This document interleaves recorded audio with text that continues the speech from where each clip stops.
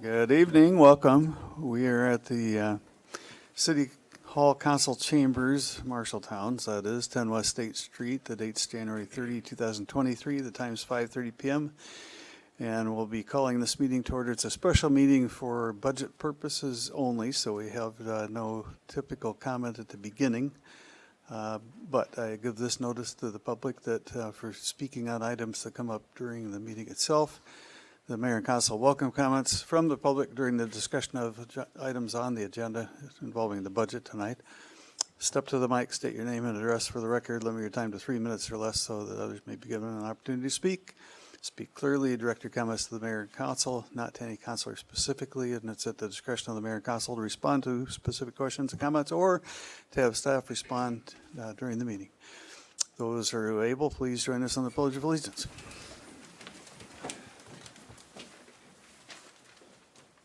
Pledge allegiance to the flag of the United States of America and to the republic for which it stands, one nation, under God, indivisible, with liberty and justice for all. Madam Clerk, please call the roll. Hoop. Here. Isom. Here. Kell. Here. Lottie Here. Schneider. Here. Thompson. Here. Walker. Here. Very good. First resolution, please. Resolution 2023-017, setting public hearing prior to approving the maximum property tax dollars relating to specific property tax levies for the budgeted fiscal year ending June 30th, 2024.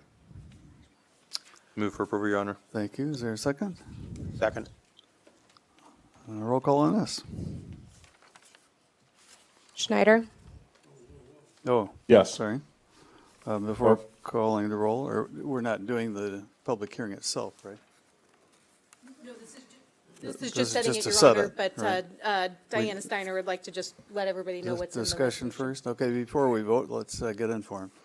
Good evening, Diana Steiner, Finance Director. This is what we went over at the last meeting, the maximum property tax levies for specific levies.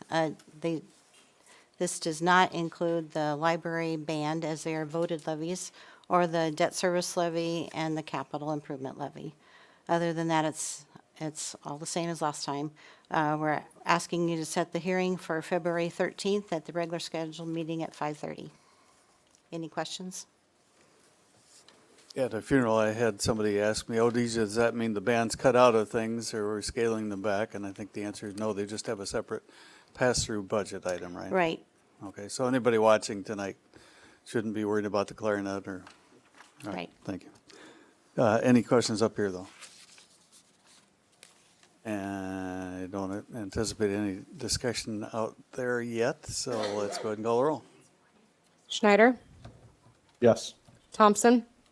Yes. Walker. Yes. Hoop. Yes. Isom. Yes. Kell. Yes. Lottie Yes. Okay, that carried on to discussion items, the first of which is debt capacity overview for the year 2024 to 2027. Seems like that might be kind of a federal issue going on right now, debt capacity. Anybody wish to? Completely separate, Your Honor. Yeah. This was something we discussed at our meeting last week, and Diana found an error in the calculations from our financial advisor, which I wanted to bring to your attention, which is the FY24 number, which is 9.8 million. At the last meeting, I believe it was 10.3 million, and so there was an error there that we did need to capture. We do have 11.356 million of projects proposed, which, of course, those numbers don't add up. I did want to show you at this point just what 75% debt capacity, which is a number that both Diana and I would agree we would certainly not want to exceed 75%, but you do have the ability to set that debt capacity through a policy amendment fairly easy. So I just want to show what that looks like, what that does for what we have planned for fiscal year 24, which is $3 million in general street improvements, the 5 blocks of East Main Street and Center Street, north and south of Main Street, as well as sidewalk gap projects, and then a first phase of a State Street storm sewer outlet project. Ultimately, just going back up here, we have removed, the other thing to note too, we have removed the Center Street Viaduct Phase 2, kind of based on where the conversation was at the last meeting, kicking it out further. But at this point, I would say there's no reason to probably make any adjustments to this at this point, and that we should probably not make any decisions on borrowing until we are in sort of the August, September timeframe. That East Main Street, Center Street project is budgeted at 7.1 million. We'll know then, I think we'll be at like a 65% design, so we'll have a much better cost estimate then to know where we're at, whereas now we're just basically sort of putting a guess out of there based on inflation and what the original estimate was from the implementation plan. So at this point, I would recommend not making any specific decisions on this tonight, and that we revisit it in the August, September timeframe when we have more information and can talk more about the realities of some of these project numbers than we can right now. Any input up here? All right. Any input out there about this one? Let's go on to number 2, long-term debt schedule and debt service fund. Diana Steiner, Finance Director. So within the official budget package, we have a form that needs to be filled out, and so that's what this is. Let me rotate it.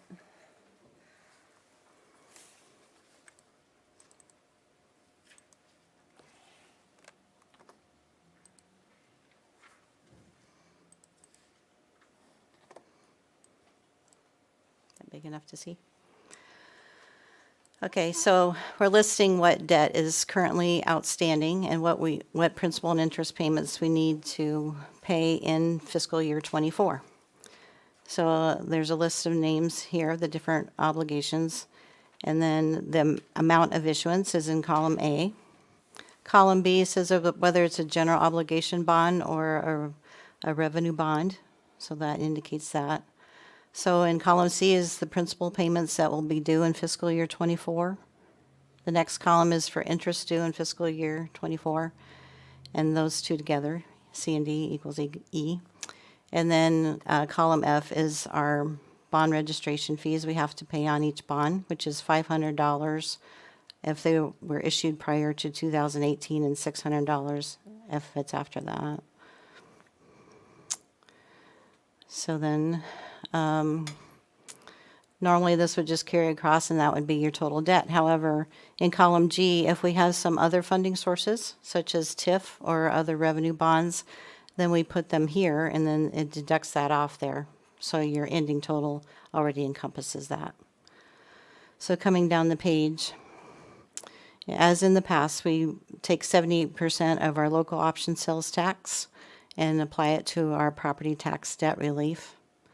So that is what the $2,886,000 is. And then in addition, we took the fund balance of our local option sales tax, property tax relief of $932,000 in order to maintain the overall property tax levy the same as this current year. Any questions on this form? Counselor? Okay, so then I will go on to the budget comparison report. So this is what sits in Fund 200, our debt service fund. So we have property taxes coming in, which I just talked about, the property tax levy, utility excise tax. New this year is the business property tax credit. You recall from last meeting how I talked about how the legislature is now using the first $150,000 of valuation for industrial and business, and then taking that at the residential rate. So the first $150,000 is at the residential rate, and then anything after that is at the 90%. So the 90%, we get the state backfill. And then we have transfers in, again, from local option sales tax, we're transferring in over $3 million. And then we're transferring in money from the TIF fund, and then transferring in from the enterprise funds, which is water pollution control and storm sewer. And then again, these are the amounts of principal and interest we're going to have to pay for fiscal year '24. That matches to that other schedule. So any questions on any of this? Thank you. Thank you. On to number 3. I think number 3 is also Diana. Local option sales tax. I wish we didn't have the acronym LOST. Yes, local option sales tax, Diana Steiner, Finance Director. So part of the budget, this is a special revenue fund. So when you go to purchase items, you pay a 1% local option sales tax on items. So I first want to talk about our current fiscal year because there has been a change in that. So let me bring that up. So last year, when we were going through the budget season, we actually had budgeted $4.2 million in revenue. And that's because at that time, the Iowa Department of Revenue would always estimate to cities what they were going to pay them. And then there was a reconciliation payment. And that reconciliation payment last year was over $500,000. But this year, our reconciliation payment was only about $48,000. So I did have to reduce our local option sales tax revenues from $4.2 million down to $3.7 million, which you can see I did that there. And then you still have the split. So 78% is for property tax relief, and then 22% is for council designated. So you can see that $814,000 comes in for council designated, and then you have a little bit of interest. And these are the projects that you decided to spend on so far this fiscal year. So I updated all those expenses. Some things have been paid out, some things are still waiting. For example, the new home buyer incentive, you had allocated $250,000. So far, I think there's only been 2. So only $5,000 of that $250 has been spent so far. So I've been trying to put the resolution numbers for you. So if you wanted to look back and know more detail, you can do that. So then we come into fiscal year 24. And again, same amount for revenue. We haven't been through a whole year where we're actually collecting what the businesses are collecting as a pass-through. So the local option sales tax goes to the state reallocates it. Again, in the past, it was always estimated, and that was always the payment that we got, and then we'd settle up later. In fiscal year 23, that's not what's happening. We get what we actually collect. So because of that, we're being conservative in our numbers and just going with the $3.7 million again for fiscal year 24. So as far as expenses go, I need to ask you some questions. So in the past, you have put in $5,000 for fireworks, and it was paid out of local option sales tax. So do you want to continue that? Okay, time for council input about fireworks. Fireworks, yeah. Okay. Your Honor, if I may. May.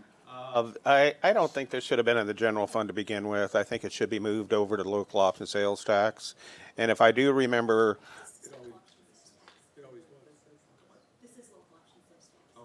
I agree with putting it in, not in the general fund. I would like to see an increase, but I also remember the conversation that we had with the county supervisors last fall where they thought that they might be able to help us out with that too. So I'm in agreement with putting that into the local option sales tax. Anybody else? Your Honor. Well, since I won't be on the fundraising committee, Councilman Walker is taking my place. I'd like to see it left at $5,000 also, so he has to work as hard as Mike and I did to get that money. Whoa. You're not off the committee until you're off council. I would just like to comment that I will not need to work near as hard as Councilman Thompson on this initiative. Thank you. Then, Your Honor, we can reduce that 5,000 to zero then.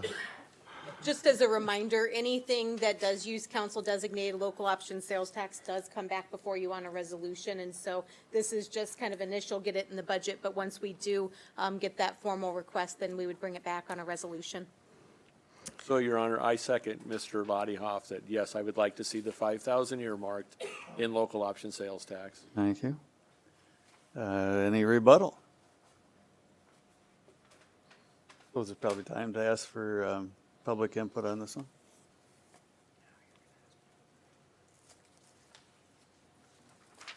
Just on the fireworks? No fireworks? Fireworks, Let's go with the 5,000 for fireworks. Is that all you're asking for public comment on? that's all. Sorry, Mark Eaton. 1007 South 10th Avenue. Okay. Okay, so another question we have is our cash flow reserve. So currently, the last several years, we've been trying to keep it at 16% of our general fund expenses. So in order to do that, we would need to use $110,000.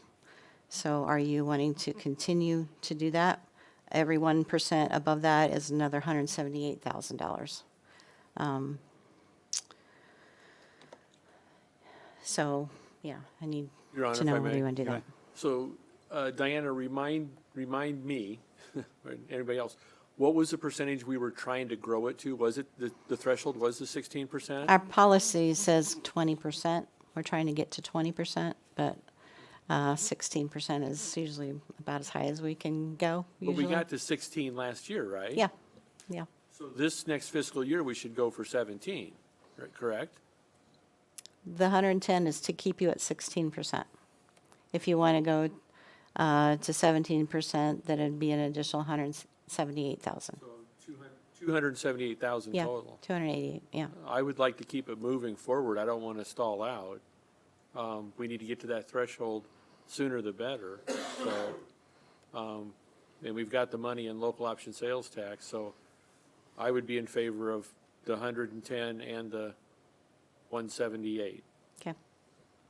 Thank you, Your Honor. You're welcome. Any other comment? If not, up here, you could do that in the form of a motion, I think. That still gives staff better direction for the next time. Anybody Your Honor, else? do we need motions on all of these or just need general consensus? And I guess if there's general consensus, I agree with Gary. This hasn't been touched for a while. We decided to start moving it last year, so I said we continue to keep the ball rolling in the direction that we have set. Good question. How many of these will we probably be addressing?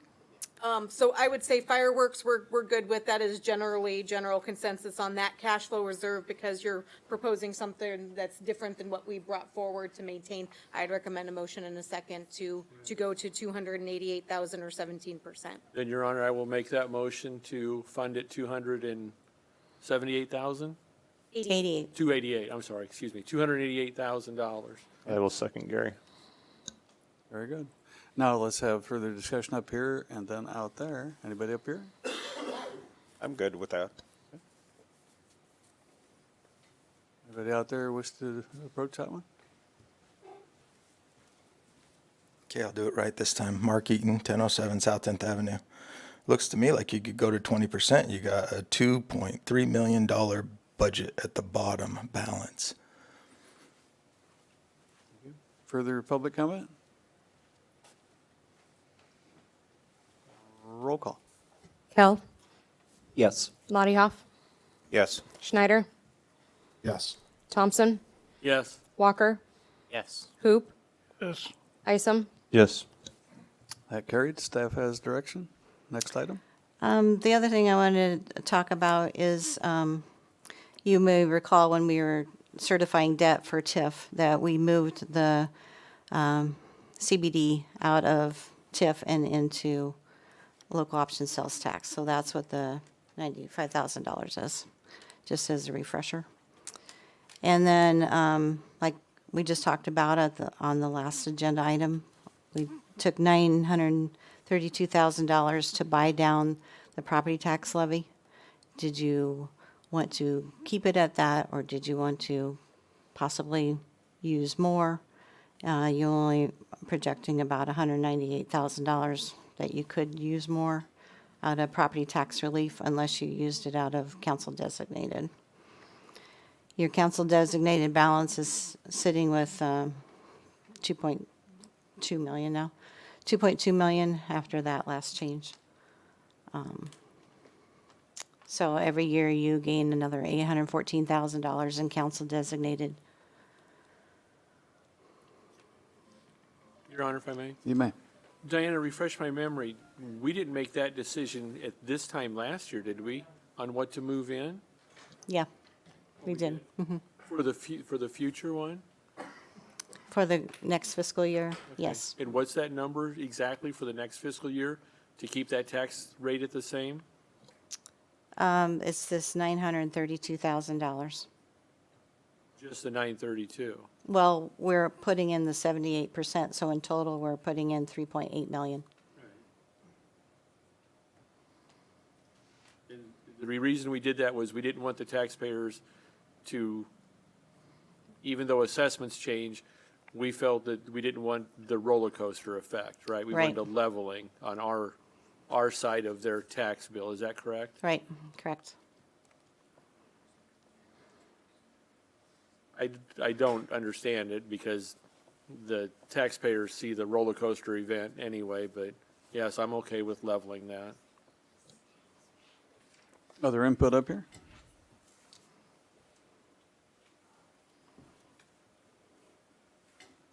Public comment on this one? And then the purple shaded is to see if you wanted to transfer any money in from local option sales tax to the general fund, and Jessica's going to take the next topic that relates to that. Mr. Mayor, could we go back? Yeah. Thank you. Mark Eaton, 1007 South 10th Avenue. So if I remember right, $1 million is $1 per thousand. So you got a $2.2 million balance in the slush fund. So that means you could lower property taxes by $2 a thousand if you'd apply $2 million to that. Other public comment? Okay, does staff need direction on that one, or should we go to the purple question of, Yeah, I was going to say, I think we're good there. Just to mention, we will have an operations agreement with the MCBD coming back, so we really weren't looking at discussion of that number tonight because there will be an item coming back before you at a future council meeting when we have that ready to go. So if we may move on to the next item, Your Honor. we may, let's go. So we have a discussion again, kind of building on our more information sharing from the January 23rd meeting related to the deficit that we have in the general fund.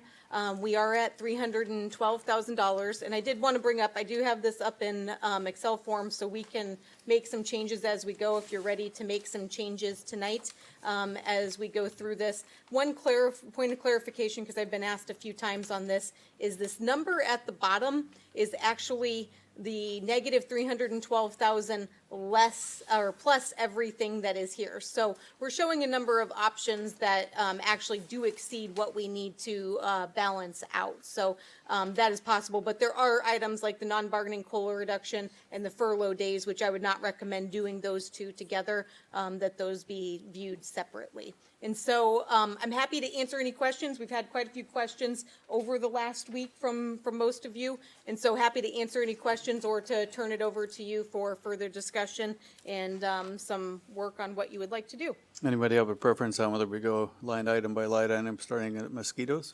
Your Honor, I would prefer if we went line item by line item. Me too. Okay, let's do that. All right. So I'll just kind of do a quick little introduction of each of these. So mosquito spraying, we haven't received donation to do this since 2018. And so as we look at, we have stuff to cut, need versus want, wanted to throw this out to you. It is budgeted at $4,000 a year for this expense. Your Honor, if I may. You may.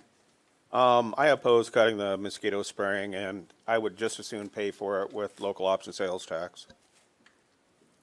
Your Honor?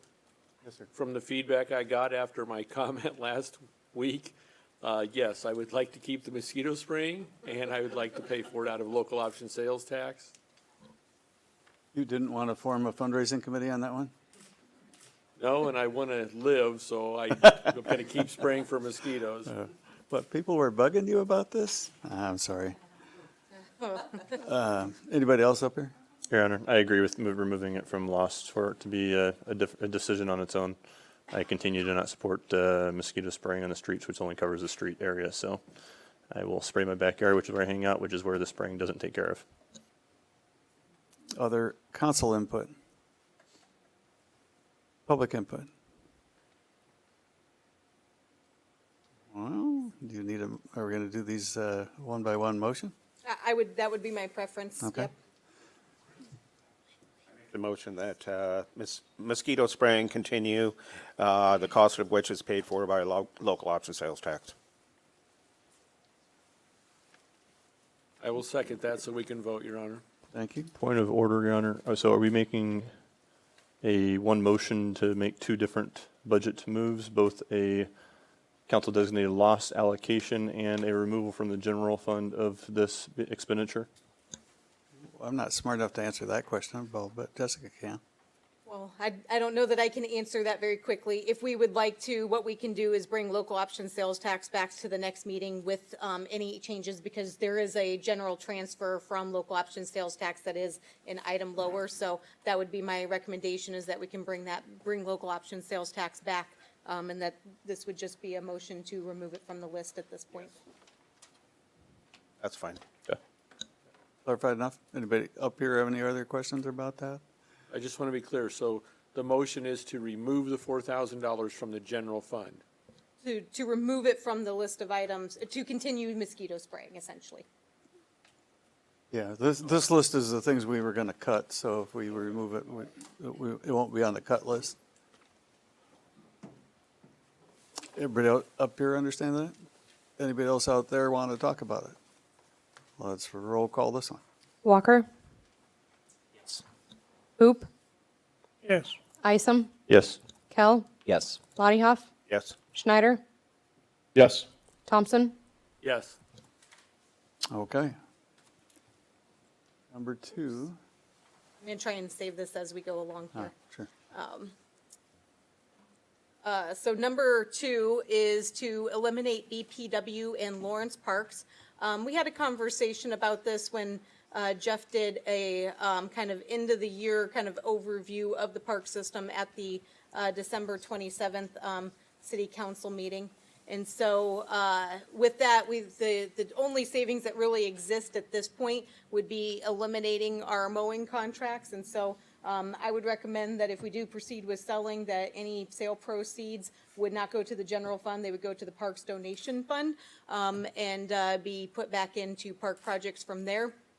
Again, this is probably one of those things that has a longer term effect, but the near term effect is not as much. So, so that's what's before you here tonight. I would also recommend that this would be done before July 1st, and so that we would move as quickly as possible on this one in this current fiscal year prior to any mowing being done for this in this last season of the fiscal year. Council comment? If I may. You may. BBW Park is in my district, and I really struggled with this for quite a while, but I've been watching over the years the use of it, and with the amount of money that we're going to be putting into Riverview Park, I think we can go ahead and sell this park. I hate to do it, but I think in the long term, a very vibrant Riverview Park would probably be more beneficial. You know, thought this time, I mean, there's maybe easier access to it now too, if we get the road put through. Yeah. Thank you. Other council comment about that one? Any public comment about this one?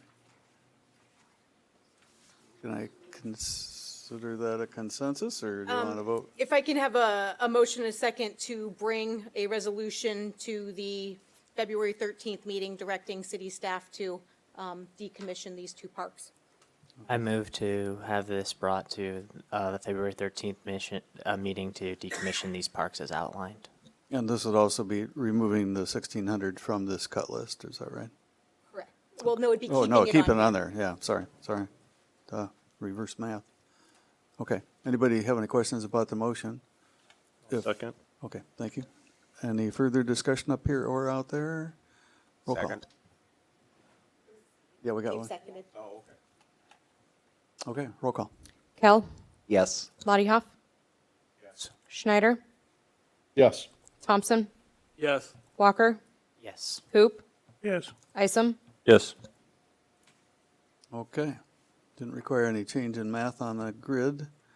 Number 3. Yes, so we have a facility lease with the Marshall County Communications Commission, which is for $1 per year rent for the communication space in the police and fire building.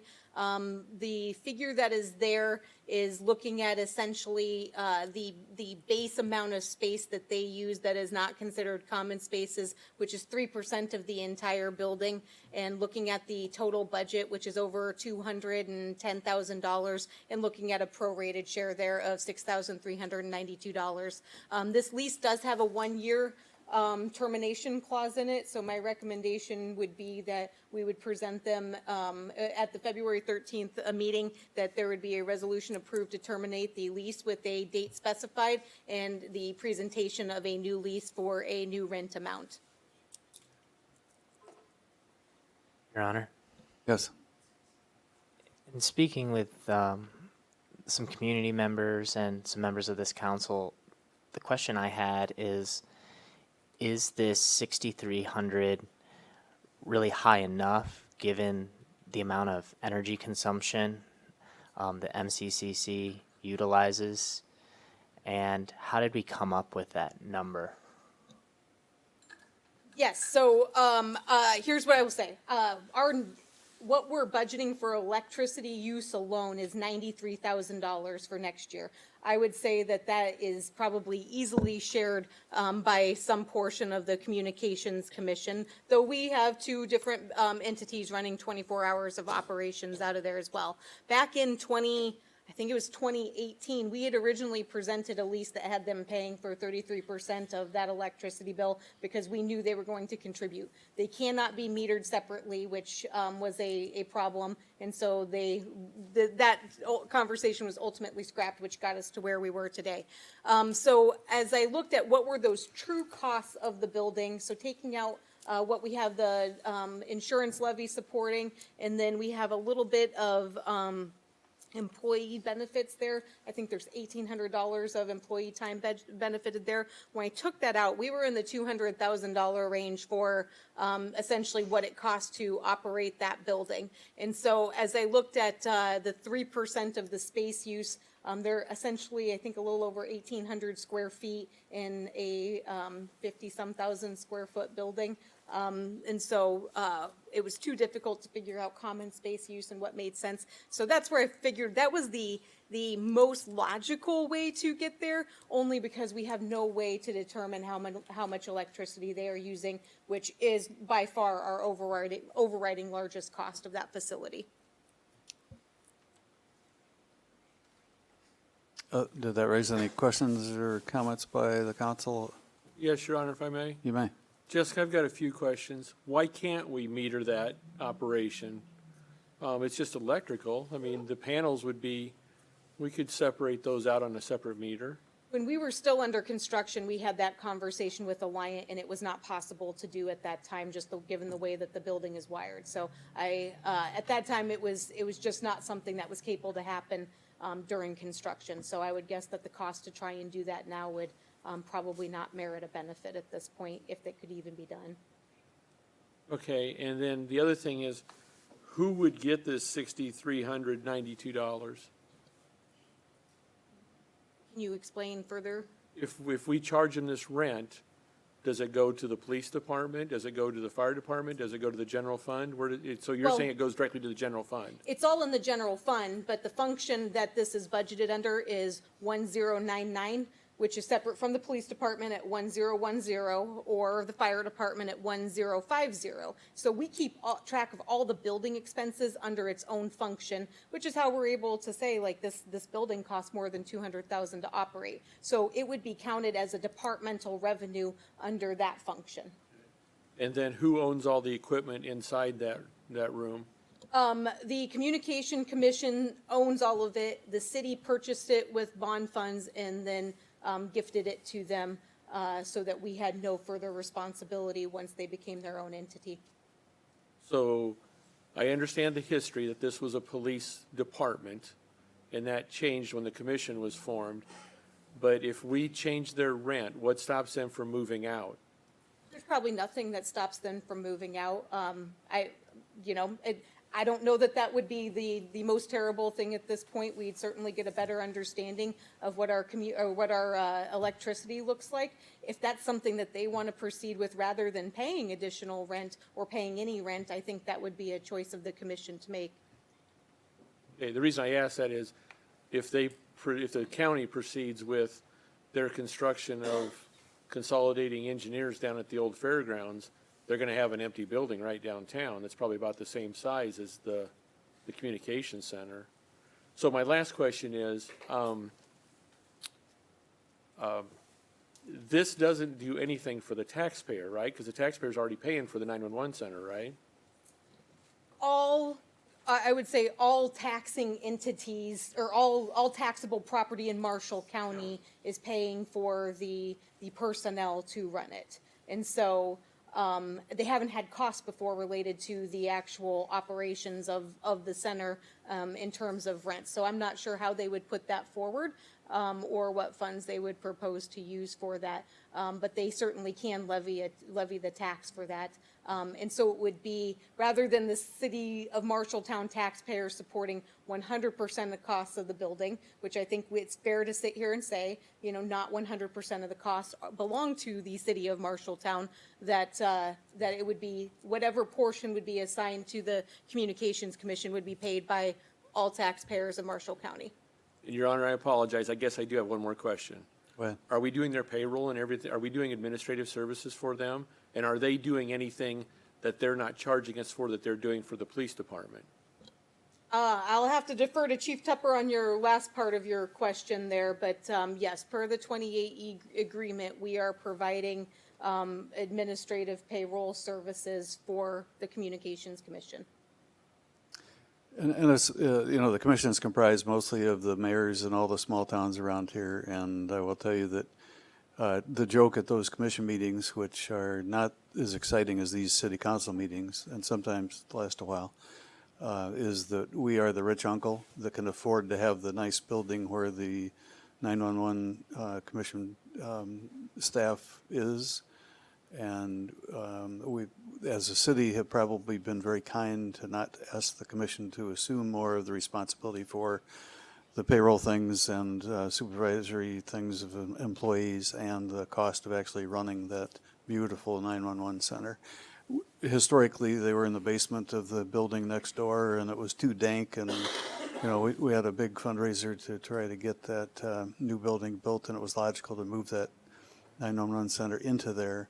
It's probably also logical to have the rest of the people in the county that don't live in Marshalltown contributing a little more. Of course, all of us in Marshalltown also live in Marshall County, so we share the cost as well.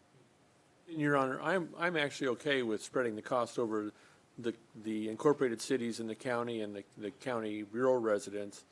I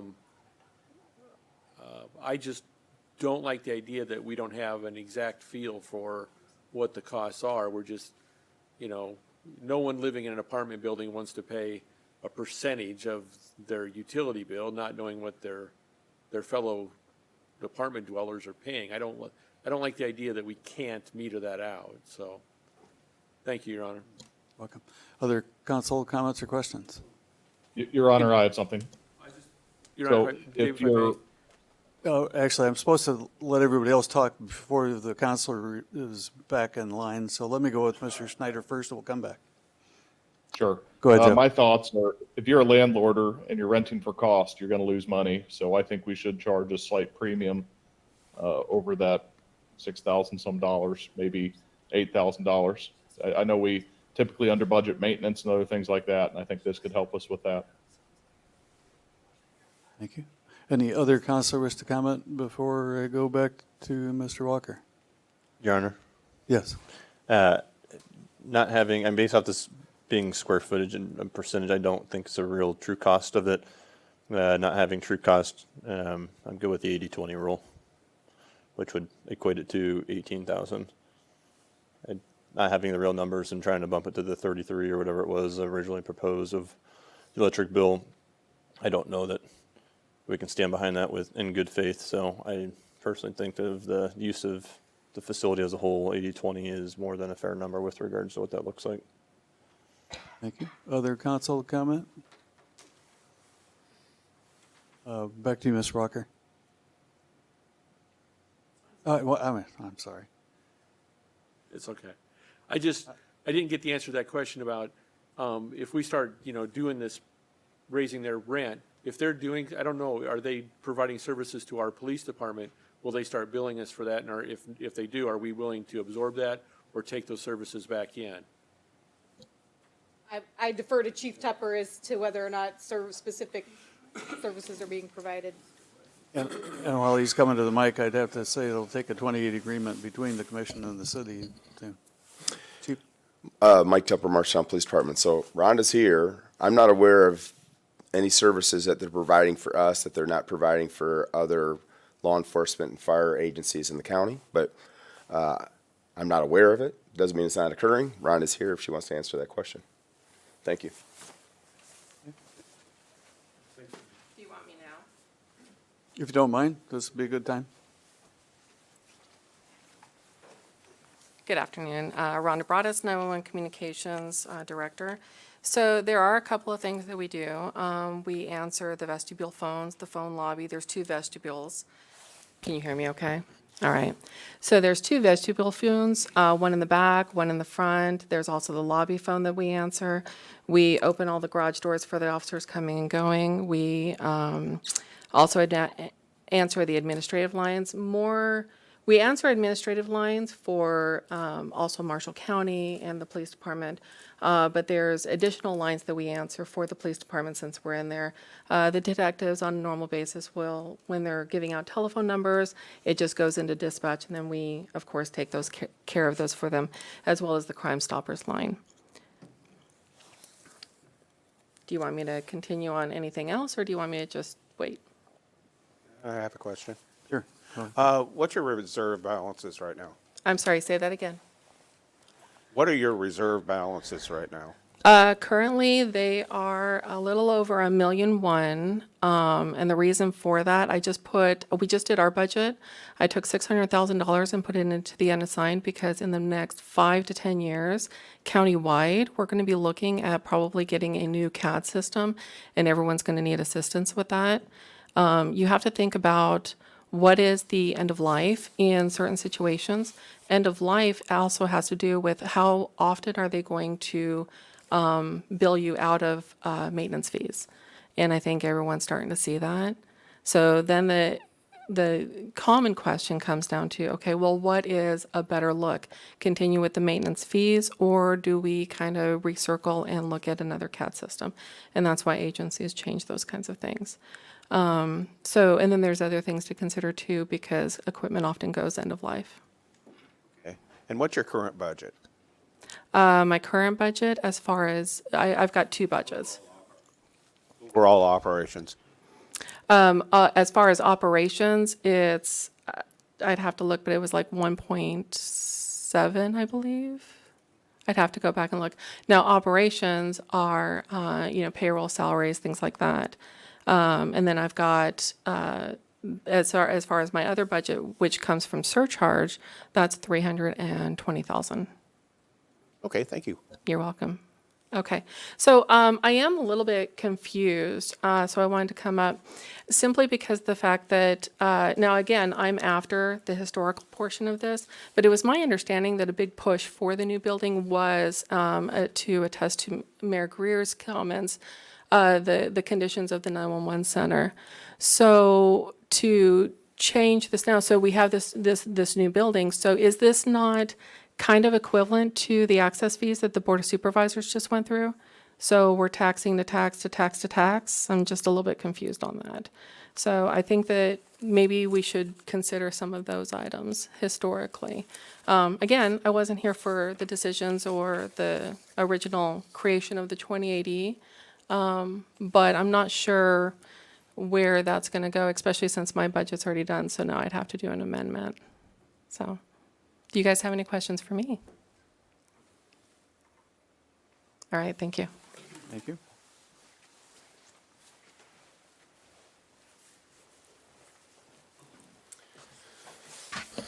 I think it's fair to point out that while they're answering admin lines, they do that for the sheriff's office as well. And our taxpayers are paying for our portion of the employee salaries that answer those lines. So Crime Stoppers phone, I don't think a lot of people really call Crime Stoppers because we get text messages and other forms of communication. That's certainly something that could be looked at for adjustment. I know that the city is providing payroll assistance and HR assistance, so I feel like there's kind of a wash with some of these issues. But we do appreciate their help. They do a good job.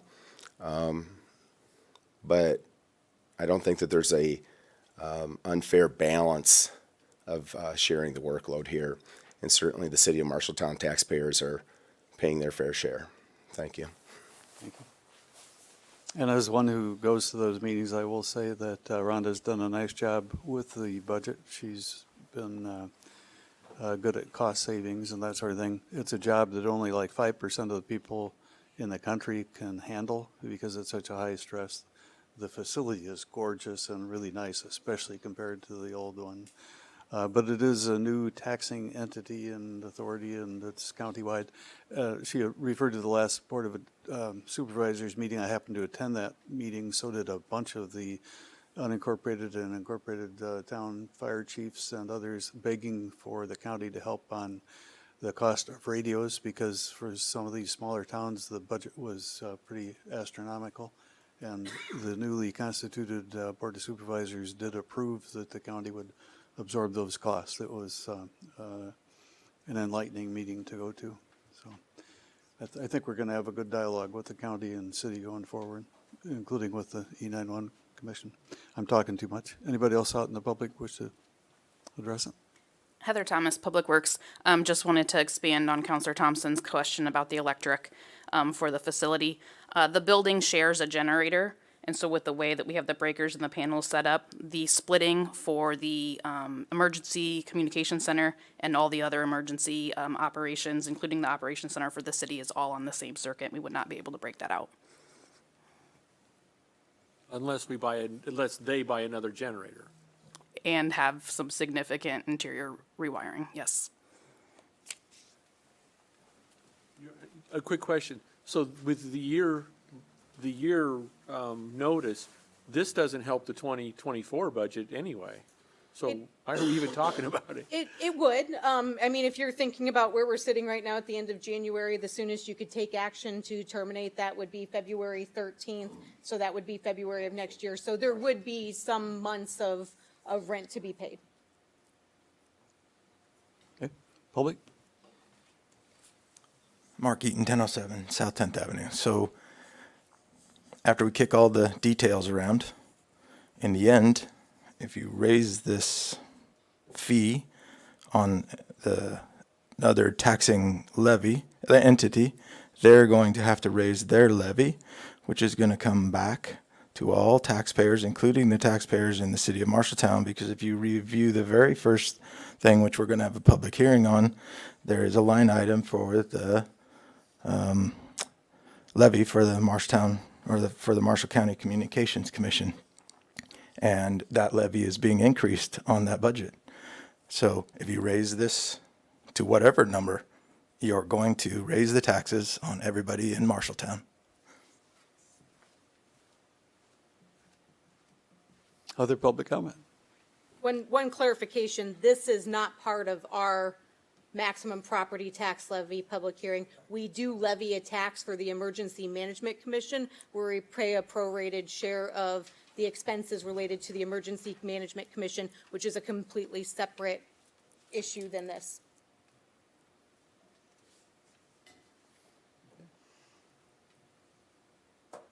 Looking for a motion again?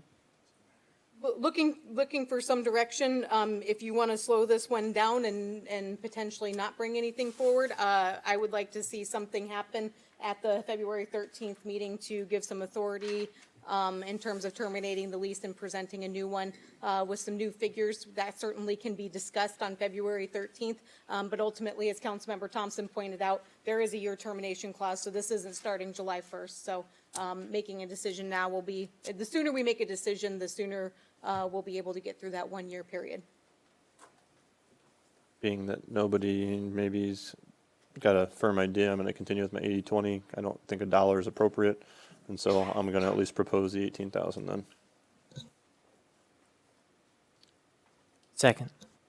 And I didn't hear, I need hearing aids. I missed, I can't repeat your. I'm proposing that instead of the $1 that's currently in the agreement, that for this line item, we would raise that to 18,000. Okay, thank you. All right, that's the motion up to 18,000 with a second. Anybody need further discussion up here or out there? Your Honor, I just want to say, if I may, I cannot support any change until we know what their actual costs are. I'm sorry. And then also, if we raise their rent that much, then I think they too should have access to the exercise facilities in the building too, just like the police and fire do.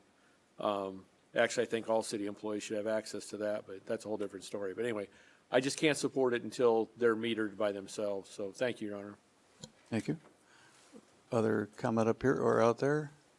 Otherwise, let's roll call this one. Hoop. No. Isom. Yes. Kell. Yes.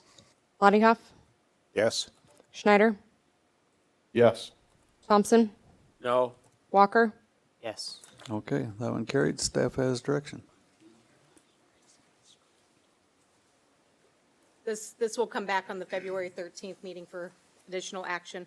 Item number 4, I would like to talk about item number 4 and item, let me go down here. The item number 9 together, just because as I recommended that these are 2 items that should be talked about in concert. We're not recommending that they actually would both occur, and so that's a little misnomer in terms of the number here, that it's counting both of those. And so we'd recommend that if you continue with the 3% cost of living for non-bargaining, which is consistent with 3 of our unions except for the police union, that it would be something that furlough days would be the option you would look at, or vice versa. So happy to have discussion on that and go where you'd like to. Sorry, can you clarify? I want you to just repeat what you just said, just because I want to understand the differentiation between the COLA discussion and the furlough days. Yeah. Sorry, it just So- didn't land. Yeah, so that you would not look at doing those together necessarily, that it would be a one or the other type of situation.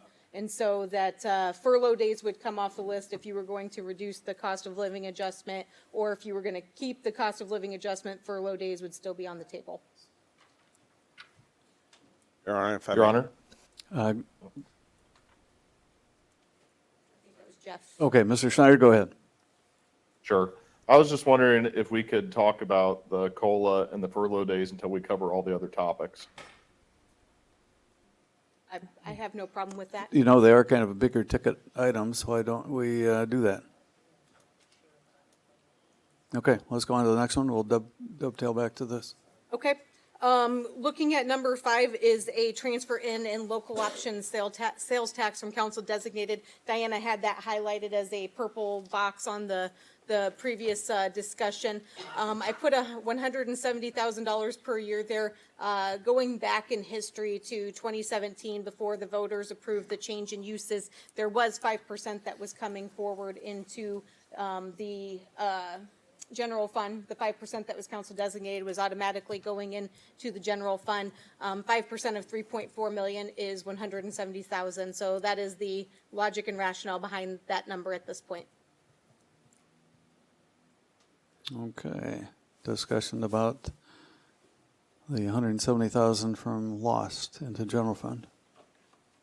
Your Honor, until we really know what that number needs to be, or otherwise, unless there's somebody has some glaring comment, I think we continue to move on. I think from my perspective, we're at least in alignment that that number is going to be somewhere around there. Okay.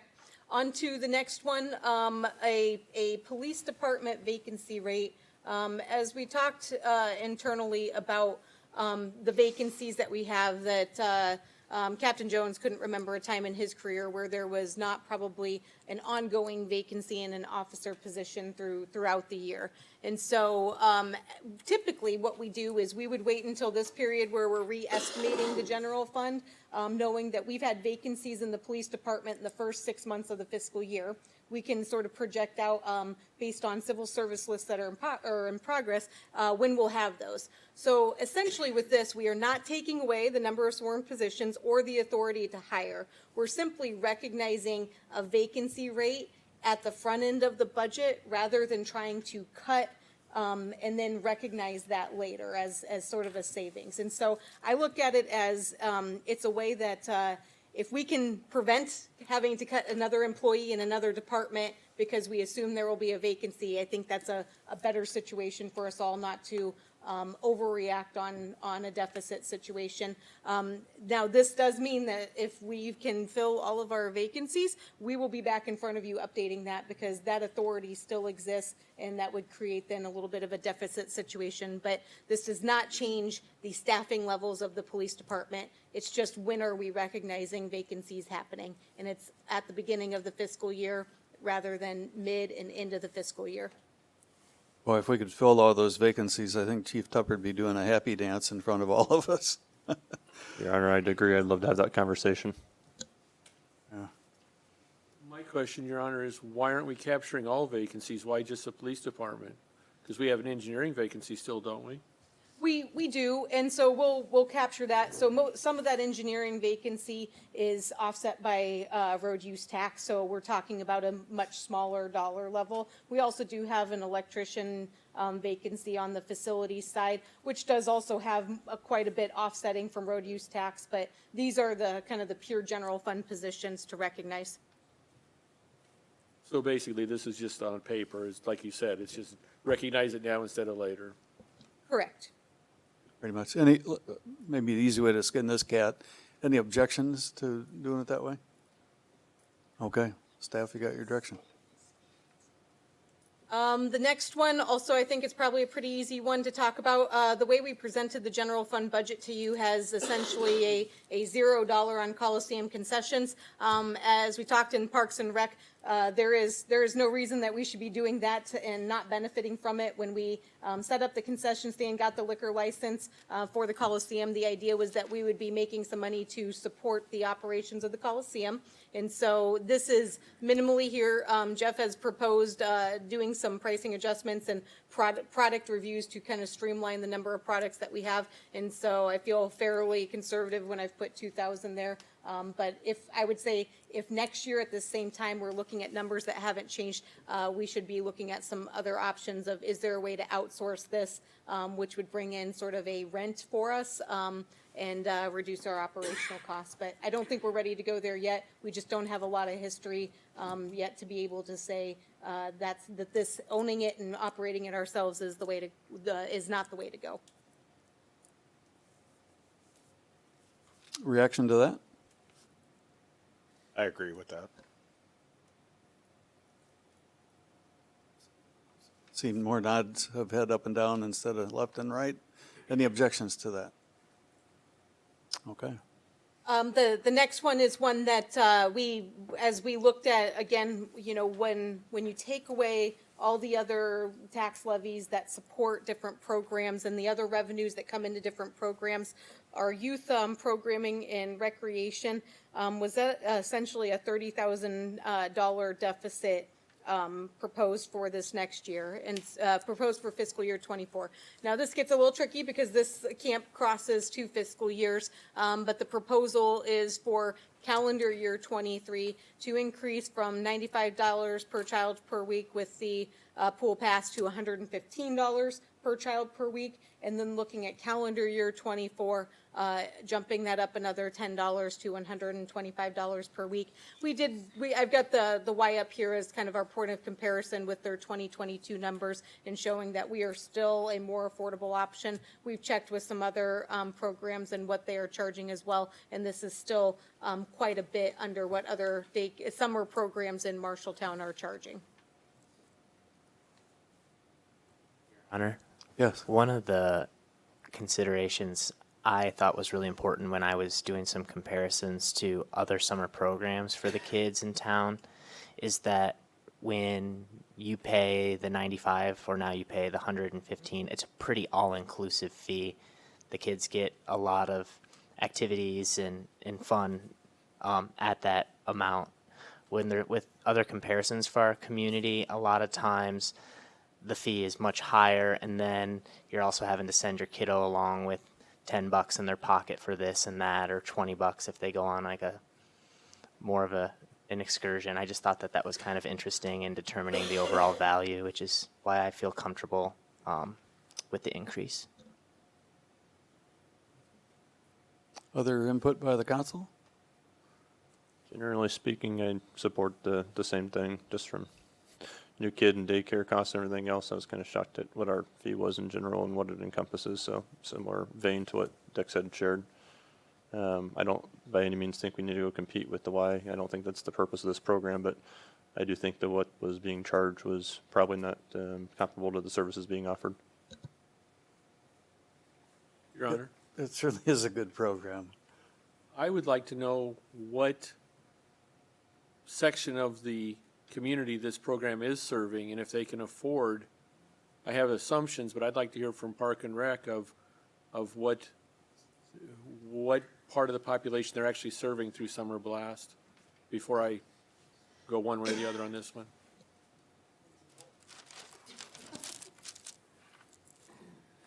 Jeff Hubbard, Park and Rec Director. Just from the years that I've been supervising the camp or watching the camp unfold, it's people from all over the community. We do have multi-family discounts, so if you have more kids, you're getting a discount. If you get the pool pass and come a lot, you can. So there's ways that you can save to make it a little bit, cheaper with more kids you have. But I would say it's all over the gamut of people that are participating. May I ask Jeff a question, Your Honor? You may. So Jeff, you don't think this will harshly burden the lower income people that are using Summer Blast? I don't think so. I think it's affordable for what they're getting. They're getting free meals. They're getting snacks. They're getting transportation to places. All the crafts that we provide, all the activities that we do. I think it is a steal compared to the camps that I ran in Council Bluffs and other places. This is still a bargain. All right, thank you, Jeff. Thank you, Your Honor. That program got a lot of good press when the tornado hit, and all those kids were kept safe by the good counselors that they hired to keep those kids safe. Any other input up here or out there? You have a consensus, or do you need a motion? I'm good with that. That would also be a fee increase that would, I think we'd bring back on a resolution as well. So that would be the plan to do that. Kind of the last one before going back to the furlough days, non-bargaining COLA and lost. So we have approximately a little less than $50,000 of ARPA that is unallocated that could go towards the general fund deficit. I don't know that we're at a position with fiscal year '23 where we're certain on that, but we can bring fiscal year '23 back and talk ahead of when we would be doing the budget amendment in kind of that April and May timeframe to totally confirm that. And so Councilmember Schneider had offered up the idea too, is there a way to allocate some additional general obligation bonds to support State Street, since State Street is a large user of American Rescue Plan dollars to put some more money into revenue replacement in the general fund. And I'm gonna hopefully not put words in your mouth, Councilmember Schneider, but I'm assuming that was also looking at not just this next fiscal year 24, but knowing it would be a fiscal year 25 and fiscal year 26 thing as well. Yeah, that's correct. Okay, thank you. All right, floor is open for discussion up here. Sounds Yeah. good. Okay. Okay. When will we know what this dollar figure really is? I would say we would go ahead and put the 50,000. I believe we're gonna bring back the general fund in that April, May timeframe with a budget amendment, as fiscal year 24 has taken up a little bit more time than we expected it to, in terms of putting it together. So we'll also know more about, some vacancies and be able to fully take that into account, in that April, May timeframe as well. So I would say that's when we would be looking at it, but for now, we'll go ahead and pencil in that remaining unallocated amount of American Rescue Plan dollars. And then I think that leaves open the conversation. You know, we'll have some spending starting this year with State Street, and I think, there's still the possibility that you could shift some funds around between those kind of two funding sources, if you would like to do that at some point in the future. Your Honor, I guess I'd like to see this money held out and earmarked for when we have our homeless discussion in April, and use it as seed money, whatever comes out of that work session. So the one word of caution is this has to be committed contractually by, I think it's December 30th of 2024. And so that is where there is a, if we don't commit it by then it's not our money, we're returning it. Your Honor, just to that comment, Gary, I agree with the thought process of what you're going through from a funding of what a future could look like on the homeless shelter discussion. I think that's what the council designated loss is when we're needing to have that conversation too. So being this has a timeline associated with it, and it's my only thought, it doesn't really matter to me. I think leaving this here and advancing that conversation in a little bit different light is appropriate. Yeah, you're exactly right. It's gonna be loss that makes up all the deficit anyway, so. Probably. Any other council comment before we open it to the public? Anybody wish to discuss the American Rescue Plan funds? Okay. Oh, okay. My name is Linda Clark, 306 South Second Avenue. We always hear about park and recreation for children. What about persons such as myself, an elderly person? I go to the Senior Citizens, it's a nonprofit. I have to pay to go to a dance. I have to pay for my pop. I have to do that. The facility is very small. There isn't things for people my age to be doing in Marshalltown anymore. We don't have a large enough facility for us. People seem to feel that we can go take a nature walk. That's fine. But not everybody is able to walk that far. I am blessed that I have eyes to see, ears to hear, and legs to use. But we always talk about doing for the children. We have an elderly population in this town that needs to be remembered too. Thank you for your time. Thank you.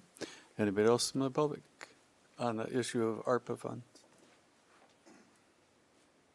You need any further staff direction? Yeah, we'll bring that back with the $50,000 in there, and then, as I mentioned, we'll be talking more about that as we go through the FY23 budget amendment. So I'm going to collapse some things to just bring stuff closer together on the screen here.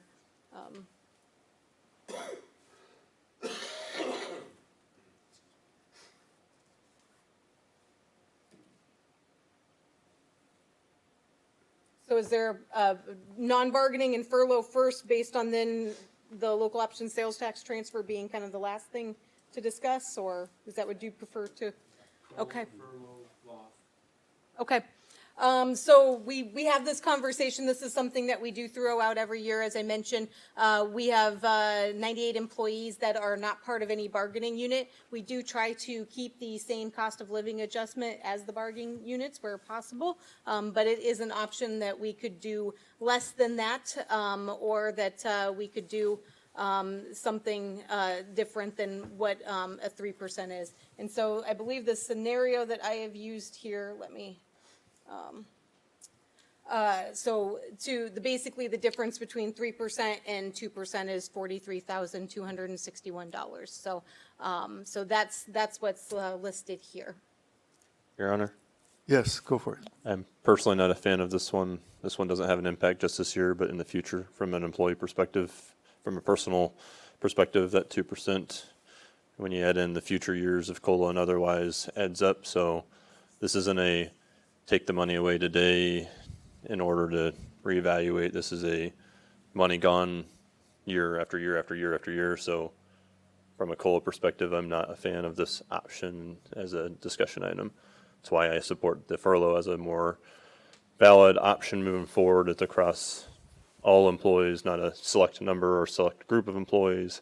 And it's a dollar discussion today, not impact that will have impact over multiple years moving forward. So I'm not for this.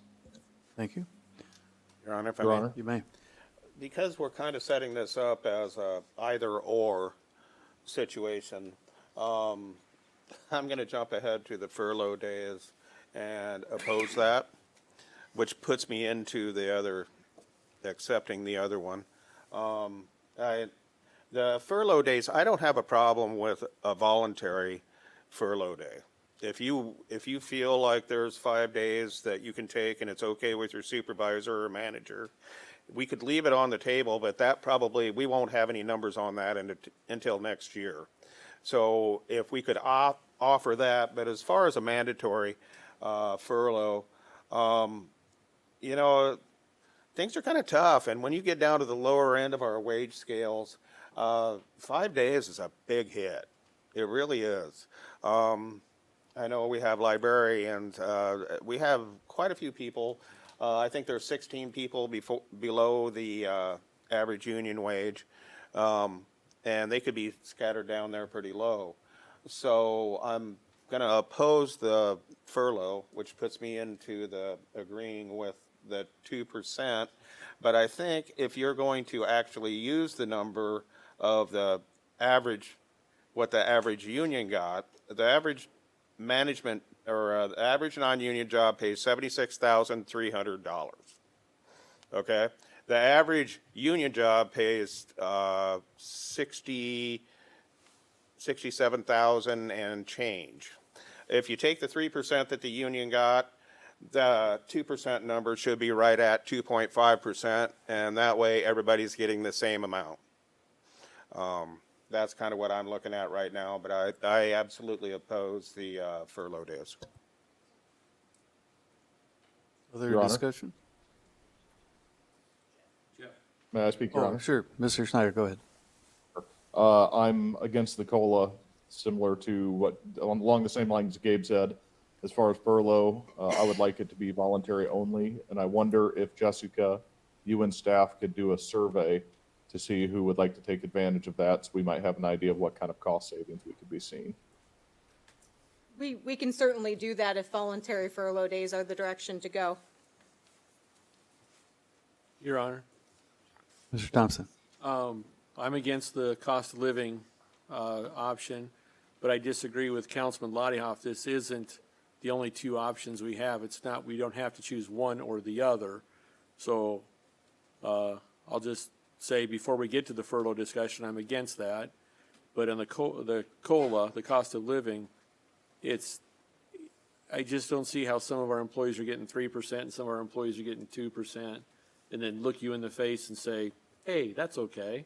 You know, your coworker, just he's in the union, he got more. This is not a viable option for me. Thank you, Your Honor. And other council comment?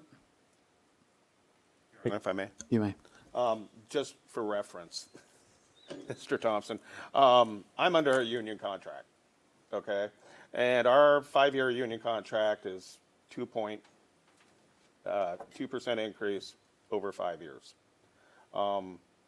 That's what we signed our contract for. We didn't see the inflation coming. Nobody did, okay? So as these contracts roll through, you're going to see some pretty good increases, I believe. But a contract's a contract, you know? Had I known back then, maybe things would have been different. But nobody right now is thinking that 2 or 3% is anything close to what you should be getting.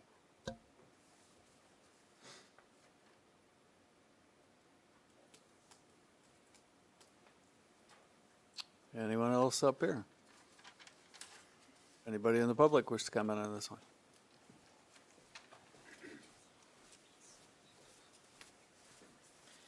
Hi, Lee Botter, 401 Orchard Drive. By trade, I am a health insurance agent, and that is my specialty and has been for 4 decades.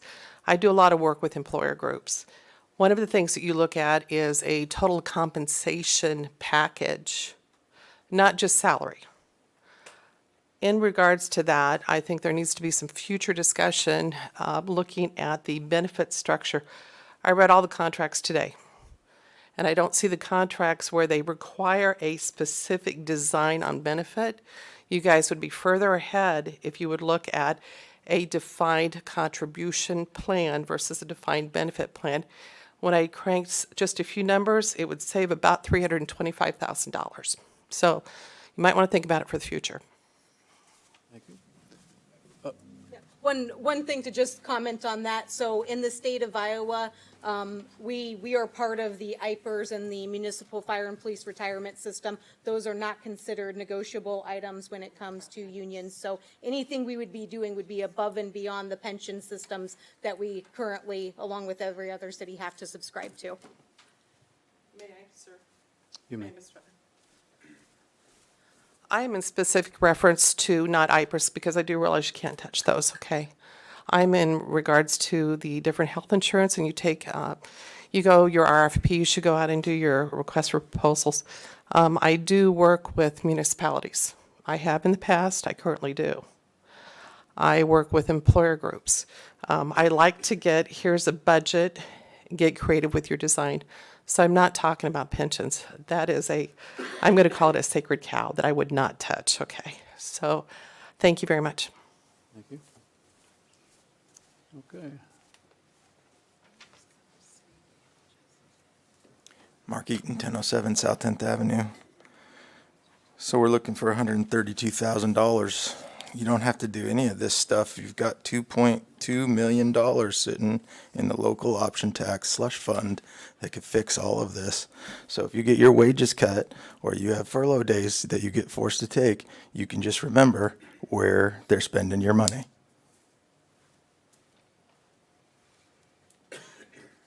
Anyone else?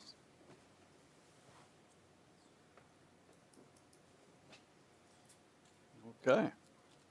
Well, we have different views on this one. Does anybody wish to I would make a motion, Your Honor, that we not institute a COLA reduction.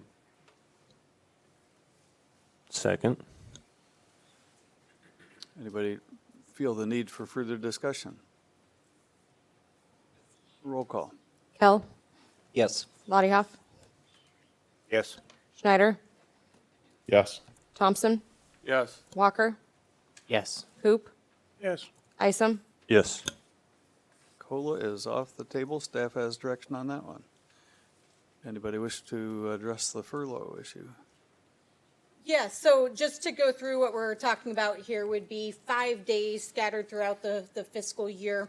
And involving not just non-bargaining employees. It would essentially involve all employees except for police and fire union, as well as the non-union supervisors in police and fire, which would be your police lieutenants and your fire captains.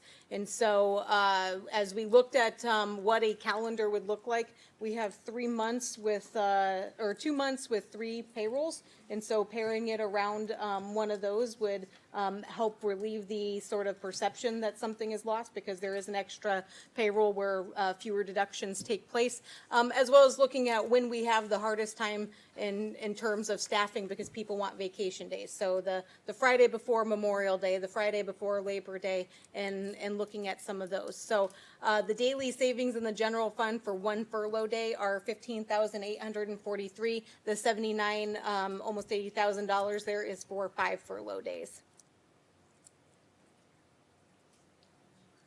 Okay. Can I bring a discussion? You may. I'm just reflecting a little bit over here, and Councilman Schneider is on the line. I thought that his idea about asking those employees, hey, which of you guys would like to take some furloughs, because I know different people value different things in the work-life balance scenario, and then when we have that amount, fill the gap with lost. Discussing it with my counselors, I think that seems like a pretty good solution. Your Honor, I agree with Councilman Walker, except I'd throw more ARPA into the equation. Thank you. And Your Honor, Barry? if we can just get a little clarification on the bottom number on the spreadsheet, that is a net positive right now from the total reduction, right? Correct. So if we wipe out furlough, we're still 20K to the good on our overall deficit. At this point, we would be with the other decisions that have been made. Thank you. Thank you. Any further council comment on the furloughs? Your Honor, if I may. You may. I'm against the furloughs. The problem I have is, and there's a lot of people in the audience tonight, they're not asked, city employees, what I call boots on the ground, the frontline workers, they're not asked how to reduce the budget. To me, not being able to balance the general fund is a task that's assigned to the city administrator and the department heads, and then the lower people on the totem pole to be penalized because their bosses couldn't balance a budget. I just can't support that. And I will say to Mr. Eaton's comment that yes, one of us could have made a motion earlier in the meeting that we just scrap all this and just move in lost. That's a Band-Aid fix. It doesn't solve the problem. And to be honest with you, I didn't do that because I wanted to hear what my counterparts had to say about furloughs, because they know I'm against it, so they knew where I stood, but I didn't know where all they stood. I just think furloughs is a terrible plan. I think moving lost in is a terrible plan because it doesn't solve the problem. When are we going to hold the city administrator and the department heads accountable to balance the general fund budget? So, thank you, Your Honor. One response I have to that is, we do go through strategic planning where we're talking about priorities. And so I'm happy to come back with a budget that eliminates positions if that is truly what 4 of you want to see and want to move forward with. You're right. It's not fun to talk about any of this. Furlough days and lack of COLA has created anxiety within the staff that we have. Going further and presenting a plan to cut certain positions from the organization just enhances that anxiety. And so that's where I would say if there's not a serious note up here to go ahead and look at reducing positions throughout the organization, then it's not, if I don't have your support on that, then there's no reason for me to bring that forward from an organizational level. And up to this point, there hasn't been that, there hasn't been the question I guess, presented to me throughout the 2 to 3 weeks that we've been going through this of, are you going to bring back something that cuts positions? The overall solution of the furlough days, which I get, it's not a long-term solution, temporary. We don't need to cut positions. We don't need to single out a single position if we can spread the hurt over kind of the whole. And so from a philosophical standpoint, it's looking at not trying to single out any department, any position, because I think every department head would tell you that they are understaffed. It's looking to kind of basically share the cost and trying to cut a position across all departments. I get that that's a philosophical decision that others will disagree with, but that's ultimately what I felt was the most fair way to present it. Your Honor, did I say anything about cutting positions? I said balancing the budget. I didn't say people had to be laid off, people had to be fired. There are more ways to balance the budget than eliminating positions. I'd be happy to hear those suggestions from you for the February 13th meeting. So I did put out that call to all council members that if you had additional ideas to put on this list that you wanted us to vet and put some dollars with, we would be happy to do that. But ultimately, I feel. We can do that right now, Okay. okay? You want to lay off these employees that work their tails off for the city. You want to furlough them. But yet, we designated the Fisher Community Center as a civic center. It's $100,000, it's a pass-through tax to the citizens. We could designate the Coliseum as civic center, and that $100,000 would go into the Park and Rec budget, and we could lower the Park and Rec budget by $100,000. I disagree with you. I believe that is something I've sought legal counsel on before on that tax levy, and it's not something that we can use because of the way it was set up. And then you did ask my input about it, so after being up here about a dozen years, first as a counselor and then as the mayor, I will tell you, I certainly know that the hugest cost that we have is in personnel. That's also the most important thing we have in this city to run the city well. And the department heads are tasked with trying to figure out how much the staples cost, but what employees can they keep. I know the police department and fire department are really competing against others to keep staff here too. So we as a council, I guess I don't vote, but the council has the responsibility to meet at the annual planning sessions and come up with a budget. And so most of us get that it's a personnel issue because that is the biggest cost. I would like to think that nobody leaves this meeting thinking that the city administrator or the majority of the council wants to start cutting staff. Your Honor? I was going to say thank you, Your Honor, and I would refer back to, I believe it was the last council meeting we had. I distilled kind of all that general fund data to remove what was being paid for with benefit levies and what was being paid for with the insurance levies or anything that was supported. And just about on every single department where you do have staffing, 92 to 96% of those departmental costs that are reliant upon the general fund are wages. I mean, we're to the point of, and I think every department head would share this, we've cut to the bone as far as we can go on those operational expenditures, and department heads are frequently looking for different ways that they can do things differently to try and save costs. We eliminated 3 full-time positions in the last year that we were able to do with retirements, and we've done things a different way, and it's worked out really well. And so we have been making changes as we go. It's just unfortunate that we're put in a situation where the taxable valuations just are not growing at a level that can keep up with the operations that we have. And so we're going to continue to see this deficit probably until there are structural changes. But I want you to know that we look for those opportunities every time there is a possibility that we can take advantage of those and bring forward those recommendations to you to consider. Councilor Lattahoff, I think you started to speak as well. Your Honor, if I may. You may. I've got quite a few miles on me. When I was on city council back in 96 and 97, we had 197 city employees. And that was 96, 97. Now here we are, 25 years later, and we're operating with 147 operations, give or take, or employees, correct? About right in there? About, yep. Yeah, 147. So over the years, we've lost 25% of our employees, and we're providing the same services. And that's only due to one thing. Our city employees are that good at figuring out how to make it work, how to get things done. I know even when Park and Rec people take vacation, it doesn't take long before you see the mowing that's getting missed just because they're gone. And they got to take their vacation. They should be able to take their vacation. So it's not like we've got extra people floating around at all. You know, we've just got some damn good people.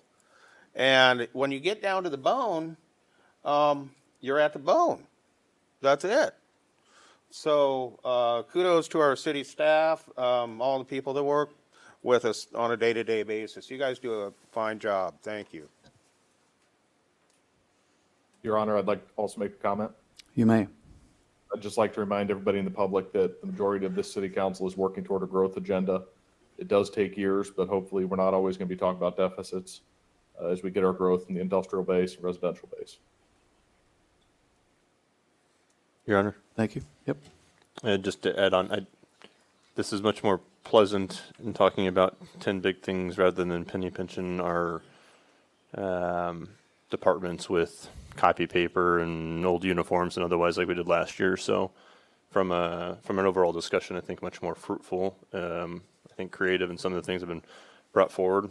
It's not meant to be comfortable. It never will when you're talking about how to trying to make up a deficit. But that being said, the deficit in the grand scheme of the overall budget isn't as significant as we make it out to seem. I'm not going to go die on the furlough hill. I think it's a good use, and that's the reason I fought for the COLA, because if you talk about 3% versus what that is from a week perspective, you're still gross positive. So it's the only reason I think that's a more valid option if we're going to evaluate it. But as Barry, I think, previously mentioned, it's not a step we need to take at the moment in time with regards to where we currently stand. So I kind of feel like it's a moot point at this point in time from a budget discussion standpoint. I was starting to sense the consensus that we should be checking with the staff to see how popular or unpopular furloughs may be. Anybody disagree with that Well, suggestion? the first thing, Your Honor, is the 5 days got to be set. They're not floating holidays.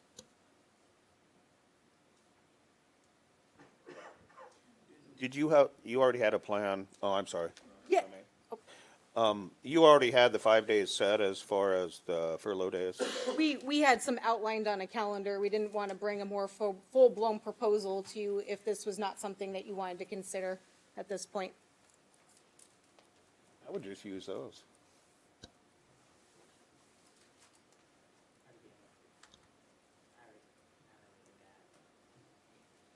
I have another idea, Your Honor. 2 years ago, I got a 45% pay increase. I'd be more than happy to give that back if the city administrator and all the department heads took a 45% pay increase, or pay decrease, I'm sorry. If you folks only really knew how we compare to other cities, and the fact that our stipend up here was cut in half about 15 or 20 years ago and stayed that way for that many years. I think it started with the trust fund that was raided by somebody criminally. And so the percentage involved here would be pretty minor.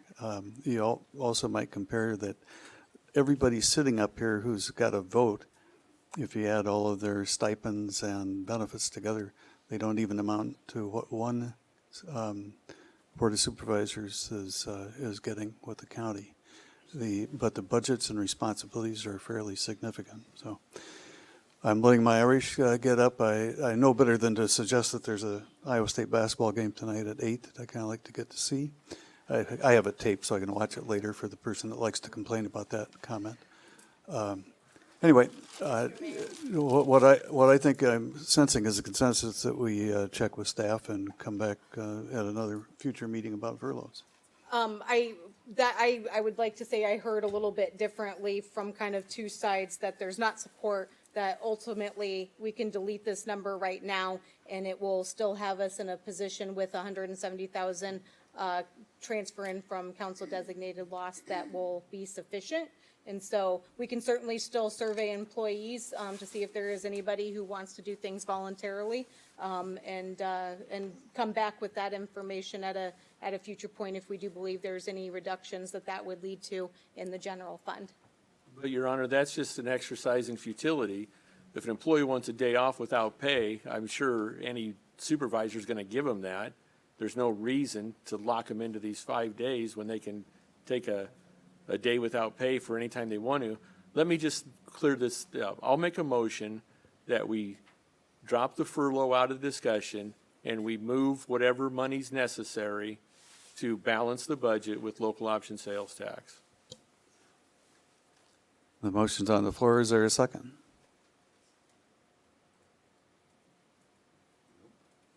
Just a comment, Your Honor. If it's removed, it's already balanced. Yeah, so what I'm saying is, what Dex said earlier and Jeff said earlier is the 170 is enough. Yes, you could reduce the 170 by the 17,670. So my motion is to fix it with lost and lost only and take the furlough off the board. I think your motion's clear. Is there a second? And I'll wait another 10 seconds.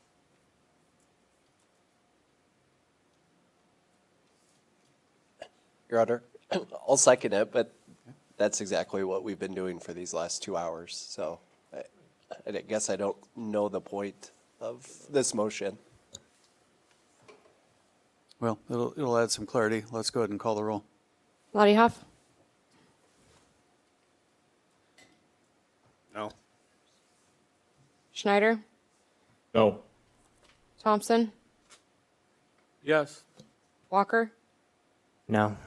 Hoop, Yes. Isom, No. Kell, No. Motion failed. Okay, staff, you're on your own. Yeah, so just to show you, like, if you delete the furlough days and then you adjust for the other items, the local option sales tax transfer in would need to be $152,330, and that zeroes everything out at this point. With the ARPA, with the park and rec items that we talked about, and the police vacancy, the police budgeted vacancy rate. And the Communications Commission facility lease at 18,000. Okay. Yes. Your Honor, just a point of clarification, we were going to be having a discussion on loss for the mosquito spraying, so shouldn't that be in there for at 4,000? So what I was thinking was the best way to do that is probably to increase the local option sales tax transfer in by $4,000. I was going to bring that back to the next meeting, but we could change this to 156,330 and essentially keep that in the general fund. Does that work? Okay. So where are we leaving the furlough? Are we polling the people for voluntary, or are we dropping it?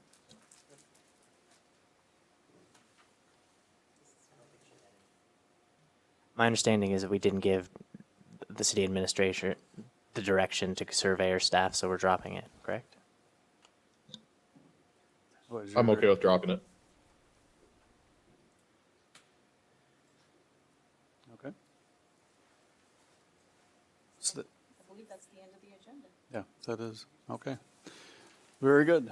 Thanks for attending, folks. The time's about 7:07 PM, and I will declare the meeting is adjourned.